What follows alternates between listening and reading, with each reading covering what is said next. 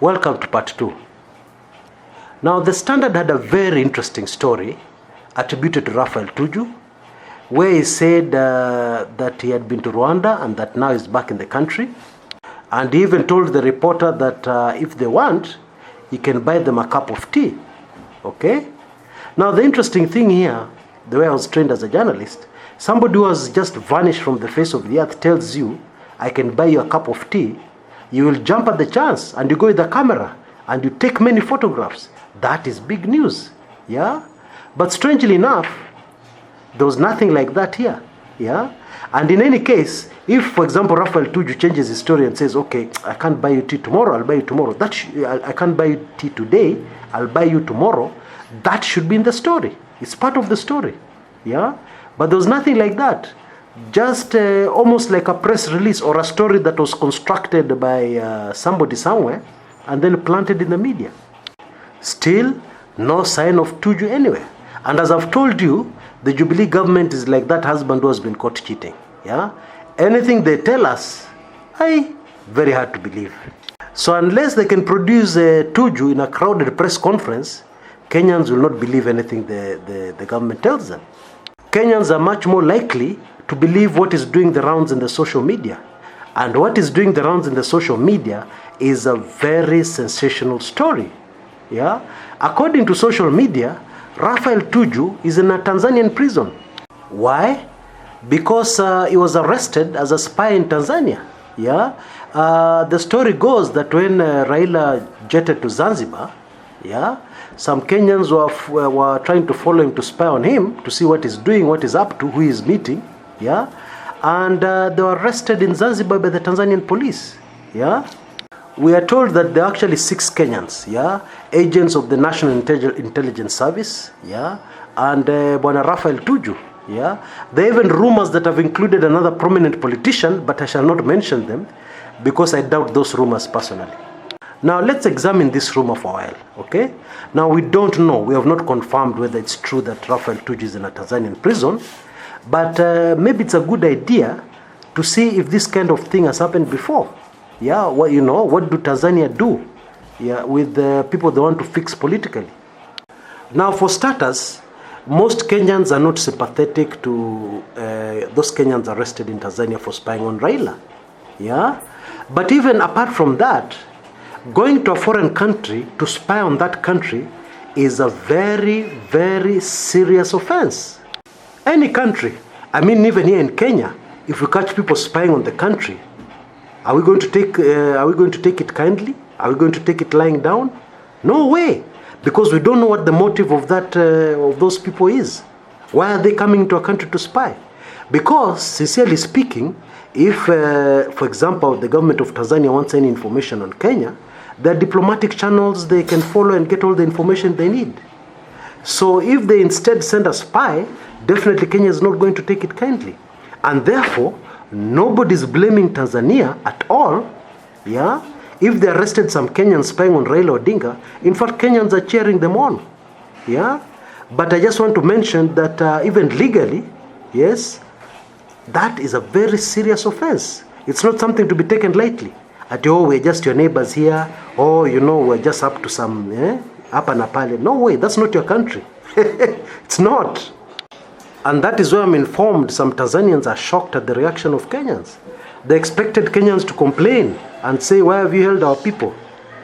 Instead, Kenyans, and I must say from the NASA side of the political divide, are saying, funga maisha. Hapo ndo siasa imetufikisha. But let's also examine another very interesting case where foreigners were jailed in Tanzania. Now, you may have seen a headline in the local press, yeah, that was actually a very cheeky headline, yeah? The headline went something like this. Rapist released, yeah, and as government orders girls who get pregnant to be jailed. You know, school girls who get pregnant to be jailed. Now, the truth is, if you go to school, yeah, if you have your daughter in school, you don't expect her to get pregnant. I mean, she has no business getting pregnant while in school, yeah? But things happen. Okay, what has happened in this case is that the new Tanzanian administration has decided to be very strict, and they've taken a controversial stand on schoolgirls getting pregnant. Yeah, and they've even said that schoolgirls who get pregnant should not be allowed to continue their education. Okay, now that's a policy statement by the Tanzanians. That's the Tanzanian government. That's their business. Yeah, and that's a government popularly elected by the Tanzanians. Yes. So if they pass a policy, it is no business of Kenya commenting about that policy. But of course, human rights groups are on it. Yeah, they're all over it. Yeah, and they're really complaining, blah blah blah. Maybe quite rightfully so. But that's their business. Yeah. So this was what was being compared. You know, somebody was probably just trying to paint the Tanzanian government in a very bad picture with this headline. Okay. But the interesting thing here, our point here, yeah, is the fact that those so-called rapists, yeah, there's a very fascinating story around them. Okay, and many believe that they were not actually rapists. Yeah, that they were jailed for trumped-up charges. Yes. Now the musicians, actually the rapists were very popular Congolese musicians. Yeah, a man called Nguza Viking. Yeah, better known as Babu Seya. Yeah, in 2004 he was jailed for life, together with his 3 sons. Now, in Tanzanian law, if you rape an underage girl, or rather if you have sex with somebody who is underage, yeah, it's considered rape because an underage person legally cannot give consent. Okay, if you are found guilty of that crime, there's only one sentence: life in prison. Hakuna kitu ingine. Now, musically speaking, a lot of things have changed in Tanzania. But in the past, Tanzanians were just crazy about Congolese music. They just loved Congolese music. Okay?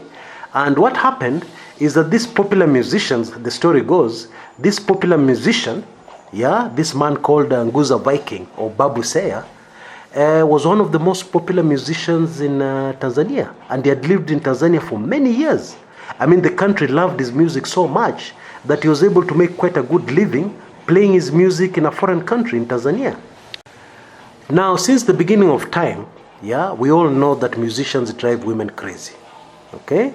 Many women, even today, yeah, you just go into any entertainment spot and the DJ will always have women problems. There'll be women all over him, you know, offering anything and everything just to get close to him. I mean, musicians just turn women bonkers. Yeah, we know that. Now, technically, DJs are not musicians, but you get my point. Now, what happened to this poor man called Babu Seya is that one day this woman just threw himself at him. Okay? And this woman happened to be the wife of a very prominent Tanzanian politician who is known worldwide. Okay? Now, this is sensitive, so I'll only mention the name in Club 1999. If you're not a member, become a member of Club 1999 and you'll find out who this guy is. Yeah. Now, unfortunately, yeah, the husband of this woman found out, yeah, that his wife was actually pushing with a popular Congolese musician. And you know, when a politician finds out something, it's not only him who was found out. His handlers, his supporters, all of them are found out. And so they decided to teach this man a lesson he would never forget, even going to his grave. So what was done was that the story goes, they walimset. Now any man will tell you, you're a musician and women are just throwing themselves at you, utafanya nini? And so he was set by some girls being thrown at him who are not exactly 18. Now get this right. Sometimes it's very difficult, especially in Tanzania, those who have visited the country, it is sometimes difficult to tell if a woman is under 18. Okay? So setting somebody with that crime is very easy. Okay? Somebody can be 17 years, 9 months. Ama 17 years, 11 months. Legally, it's a crime to sleep with a girl of that age. Ama, she can be 17 years, 11 months, and 3 weeks. So Babu Seya was set, yeah, and the sad thing is that it's not only him who was arrested and charged. his 3 sons were also arrested alongside him and charged. And of course, ukisetiwa, the evidence has been set watertight.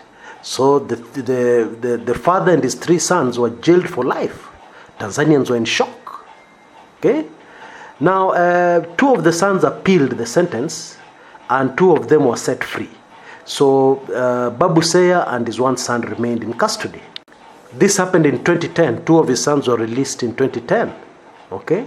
But Babu Seya remained in custody with his son. For those who want details, the son's name is Johnson, aka Papi Kocha.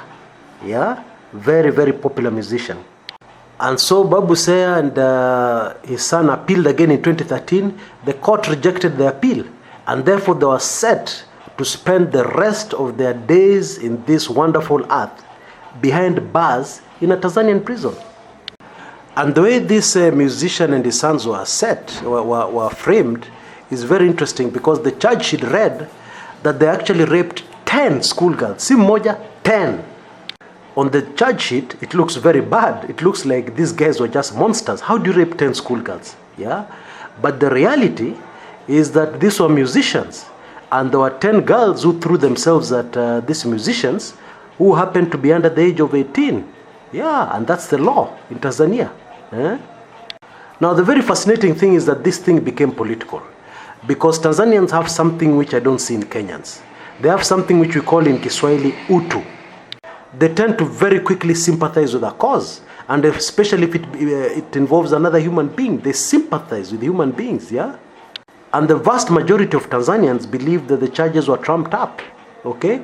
And so it became a political thing. In fact, it featured in the 2015 general election. One of the campaign promises of the opposition candidate, the Chadema candidate, Bwana Edward Lowassa, was that if he was elected president, he would forgive Babu Seya and his son, and he would set them free. But of course, he lost the 2015 general elections, which were won by CCM's Dr. John Magufuli, and that was it. But lucky for Babu Seya, when Magufuli took the reins, he has the power to pardon prisoners, and so he pardoned this poor Congolese musician and his son, and they were recently set free. Yeah? End of story. Now, these guys were jailed in 2004. We're in the year 2017. And so Babu Seya and his son spent 13 years behind bars. And some may argue that the musicians were very lucky, because if this had happened in Kenya, maybe these guys would have spent the last 13 years in hell or heaven, whatever the case may be. Yeah? They'd have been sent 6 feet under. Okay? Anyway, the moral of this story, it's not very hard to enter Tanzanian prison. But to leave that Tanzanian prison, ngumu sana. Ngumu sana. Especially if the case is related, it has got some political clout behind it. You're just done. And so the long and short of it is that if it is true that some Kenyans are in prison for spying on Tanzania, them being released will be a miracle. Now, I can imagine karma working on this, yeah? You've been abusing Raila, you've been calling him power hungry, you've been saying all sorts of nasty things about him. And now, suddenly you're in a situation whereby you need to go back to Raila with your head bowed down, and you kneel before him and you tell him, Raila, unajua hii ni siasa tu, you know. Because it is an open secret that Raila Odinga and the president of Tanzania, Dr. John Magufuli, are very, very tight. They've been friends for decades. And so for the sake of one Raphael Tuju, let us just hope that this story is not true. Because if it is true, I have a funny feeling karma will come into play very, very soon. Simple rule of life, folks. If somebody does good to you, and you have to go on the other side and fire barbs at him, don't fire those barbs. Take it easy. That guy has done good for you. You cannot repay back good with bad. You cannot repay back good with evil and expect to get away with it. You can't. Not in this world. And that applies to any case. Yeah, I know a lot of people in a lot of problems. Yeah, I myself tend to get into those problems Raila gets into. You help a person, you're very nice to a person, and then they turn and they stab you in the back. They mess you up so big time that you just can't believe it. What's wrong? What did I do to this guy? I did him good. Nini? Anyway, that is human nature. Raphael Tuju is not going to be the last, he's not the first, and he's not going to be the last to stab somebody in the back who has helped you, who has done only good to you. Yeah? Until next time, this is Kshs Kumekucha.